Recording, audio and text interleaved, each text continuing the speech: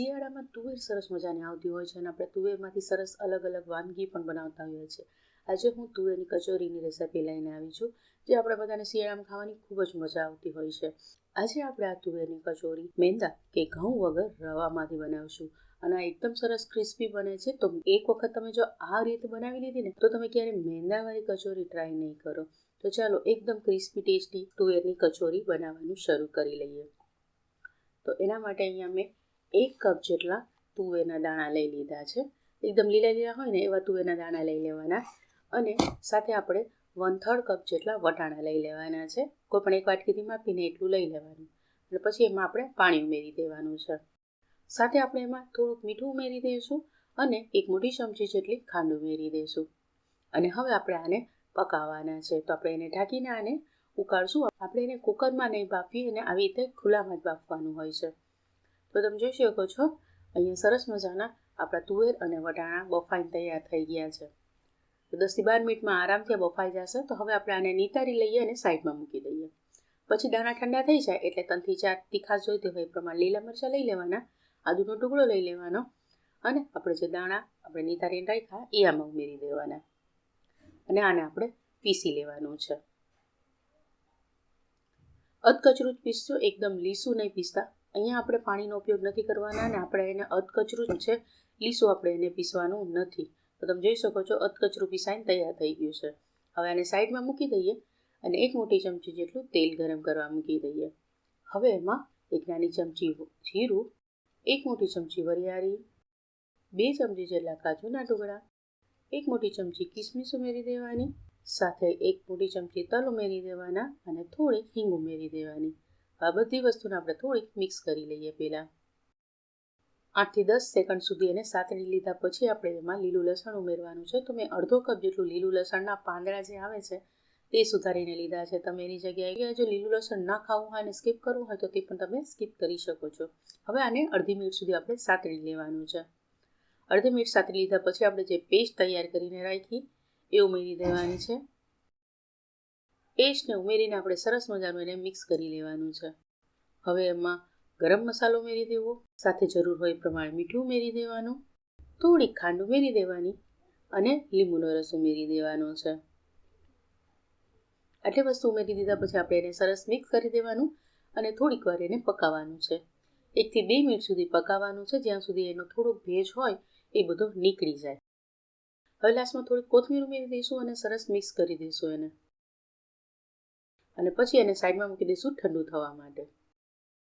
હવે એક બીજી પેન લઈ લેવાની અને એમાં 2 કપ જેટલું પાણી ઉમેરી દેવાનું કે પછી તમે કોઈ વાટકીથી માપ લેતા હોય તો જે વાટકીથી તુવેરના દાણા લીધા હોય એ 2 જ વાટકી અહીંયા પાણી ઉમેરવાનું છે અને પાણીને આપણે ઢાંકીને ઉકળવા દેવાનું. પાણી ઉકળી જાય એટલે એમાં આપણે મીઠું ઉમેરી દેવાનું છે. મીઠું હવે ઓગળી જાય એટલે આપણે આમાં રવો ઉમેરવાનો છે. તો મેં અહીંયા ઝીણો જે રવો આવે છે એ રવો લીધો છે. એની જગ્યાએ તમારે સૂજી લેવી હોય તો તમે મિક્સરમાં એક વખત એને પીસી લેજો અને પછી અંદર ઉમેરજો.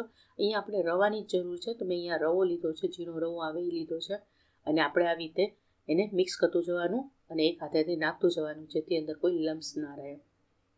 હવે જેમ જેમ એને હલાવતા જશો એમ એમાં પાણી એબ્ઝોર્બ થતું જશે અને રવો ફૂલાતું જશે. અહીંયા આપણે ખાસ ધ્યાન રાખવાનું, ગેસ એકદમ ધીમો રાખજો ને નીચે દાજી જશે. એટલે એકદમ ધીમા ગેસ ઉપર આપણે એને 1 થી 2 મિનિટ આવી રીતે હલાવતા રહીશું. જ્યાં સુધી પાણી બધું એબ્ઝોર્બ ના કરી લે ને ત્યાં સુધી આપણે એને હલાવતા રહીશું. હવે થોડું ઘાટું થઈ જાય ને એટલે આપણે હવે એને ઢાંકી દઈશું અને પછી 2 થી 3 મિનિટ એકદમ ધીમા ગેસ ઉપર એને ચડવા દઈશું. આવી રીતે સરસ એકદમ કઠણ થઈ જાય ને ત્યાં સુધી આપણે એને ચડવા દેવાનું છે. તમે જોઈ શકો છો એકદમ કઠણ લોટ જેવું થઈ ગયું છે. આપણે આવી સરસ કઠણ થઈ જાય ને ત્યાં સુધી એને પકાવવા દેવાનું છે. તો આ સરસ પાકી ગયું છે. તો હવે આપણે એને ગેસ બંધ કરી દઈએ અને આમાં આપણે એને ઠંડુ થવા દઈએ. ખુલ્લું રાખી દેજો એટલે ઠંડુ થઈ જશે 5-10 મિનિટમાં. હવે આ ઠંડુ થાય છે ને ત્યાં સુધીમાં આપણે મસાલામાંથી બોલ્સ બનાવી લઈએ અંદર ફિલિંગ ભરવા માટે. હવે તમારે જેવી કચોરી બનાવવી હોય ને એની અડધી સાઇઝના આપણે અત્યારે બોલ્સ બનાવવાના. તો હું આવી રીતે નાની સાઇઝના બોલ્સ બનાવીને તૈયાર કરી લઉં છું. તો તમે જોઈ શકો છો આટલા બોલ્સ બનીને આપણા તૈયાર થઈ ગયા છે. હવે એને આપણે સાઈડમાં મૂકી દઈએ અને 7 થી 8 મિનિટ પછી તમે જોઈ શકો આપણો જે રવાનું મિશ્રણ આપણે બનાવીને તૈયાર કર્યું હતું ને એ નવસેકું ગરમ હશે. આપણે એને એકદમ ઠંડુ થવા નથી દેવાનું. થોડું ગરમ હોય ને ત્યારે જ આપણે એને મસળવાનું છે. તમે થોડુંક હાથેથી સહન કરી શકો ને એટલું ગરમ રાખવાનું અને પછી એને 2 થી 3 મિનિટ મસળવાનું. મસળવાથી લોટ એકદમ સરસ ચીકણો થશે અને આપણે જે મેંદાનો લોટ હોય ને એવો લોટ તૈયાર થઈ જશે. તમે જોઈ શકો છો આ સરસ ગોળો વળવા માંડ્યો છે, તો સરસ મસળાઈને તૈયાર થઈ ગયું છે. આપણે આવું એકદમ સરસ હાથમાં ચોંટે નહીં ને એવું મિશ્રણ બનાવવાનું છે. પછી હવે હાથમાં તેલ લગાવી લેવાનું છે અને આમાંથી આપણે ગોળા વાળવાના છે. તો આપણે જેવું સ્ટફિંગ બનાવ્યું હોય એની ડબલ સાઇઝના આપણે અહીંયા બોલ્સ બનાવીને તૈયાર કરવાના. બહુ મોટા પણ નહીં કરવાના અને બહુ નાના પણ નહીં કરવાના. આપણે આવડી સાઇઝના બોલ્સ બનાવીને તૈયાર કરતું જવાનું. અને હા, જેટલું ફિલિંગ્સ હોય ને એટલા જ આપણે બોલ્સ બનાવવાના છે. તો તમે જોઈ શકો છો મેં અહીંયા બનાવીને તૈયાર કરી લીધા છે.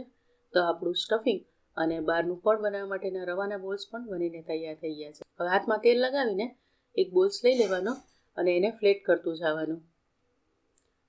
આપણે જેમ કટોરી બનાવીએ એવી રીતે કટોરી બનાવી દેવાનું અને પછી ફરતે થોડું થોડું પાતળું કરી દેવાનું અને વચ્ચે થોડુંક જાડું રાખવાનું. પછી આ રીતે અંદર સ્ટફિંગ મૂકીને એને હળવે હાથે દબાવી દેવાનું અને સરખું સીલ કરી દેવાનું જેથી એ ખુલી ના જાય. અંદર ખુલશે તો નહીં આ તેલમાં ક્યારેય ફાટતી નથી, પણ તો ઉપરનું વધારાનું હોય ને એ કાઢી નાખવાનું જેથી સરસ મજાનો ગોળ બની જાય. તો તમે જોઈ શકો છો ગોળ બની ગયું છે અને આ રીતે જ આપણે બધી જ કચોરી બનાવીને પહેલાં તૈયાર કરી લેવાની. તો કચોરી બનીને તૈયાર થઈ ગઈ છે. આપણે આને ફ્રીઝમાં મૂકવી હોય, તમારે અઠવાડિયું સુધી રાખવી હોય તો તમે એને ફ્રીઝરમાં કોથળીમાં પેક કરીને મૂકી શકો છો. તો હવે મીડિયમ તેલ ગરમ થઈ જાય ને એટલે આપણે એમાં કચોરી તળી લેવાની. કચોરીને આપણે એકસાથે સમાય એટલી તમારે તળી લેવાની. અહીંયા આપણે મેંદાની જેમ એને ધીમા ગેસ ઉપર નથી તળવાની હોતી, અહીંયા એને મીડિયમ ગેસ જ રાખવાનો હોય છે અને આને તળાતા વાર નથી લાગતી કેમ કે રવો પણ આપણે પકાવીને લીધો છે અને અંદરનું સ્ટફિંગ આપણે જે ભર્યું તે પણ પકાવી લીધું છે. એટલે હવે આપણે બહારનું પણ ક્રિસ્પી થાય ને એટલું જ એને તળવાનું છે. તો આપણે ગેસ મીડિયમ રાખી દઈશું, અંદર સમાય એટલી ઉમેરી દેવાની અને પછી આપણે ચમચીના પાછળના ભાગથી આપણે એને હલાવવાની જેથી એ તૂટી ના જાય અને બધી બાજુ એક સરખો કલર આવે. આને તળાતા વાર નહીં લાગે, 4 થી 5 મિનિટમાં સરસ મજાની ગોલ્ડન કલરની બનીને તૈયાર થઈ જાય છે. તમે જોઈ શકો છો આટલી સરસ ગોલ્ડન કલરની થઈ જાય ને ત્યાં સુધી આપણે એને તળતું રહેવાનું.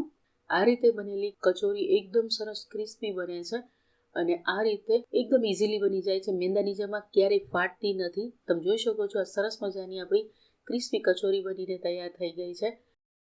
તો તૈયાર છે આપણી મસ્ત મજાની તુવેરની કચોરી. તમને આ કચોરી કેવી લાગી એ મને ખાસ જણાવજો અને તમે આ વિડીયો ક્યાંથી જોઈ રહ્યા છો તે પણ મને ખાસ ચોક્કસથી જણાવજો. અને વિડીયો સારો લાગે તો લાઇક અને શેર કરવાનું ભૂલતા નહીં. અને હા, આ શિયાળામાં એક વખત તો આ રીતે કચોરી જરૂર ટ્રાય કરજો અને કમેન્ટ કરીને કહેજો કે રેસિપી કેવી લાગી. રેસિપી સારી લાગી હોય તો વિડીયોને લાઇક અને શેર કરવાનું ના ભૂલતા અને ફેસબુક ઇન્સ્ટાગ્રામમાં ફોલો જરૂરથી કરી દેજો. તો તમે એન્જોય કરો આ મસ્ત મજાની કચોરી. આપણે મળીશું નેક્સ્ટ રેસિપી સાથે. ત્યાં સુધી આવજો. Bye bye. Thank you. જય શ્રી કૃષ્ણ.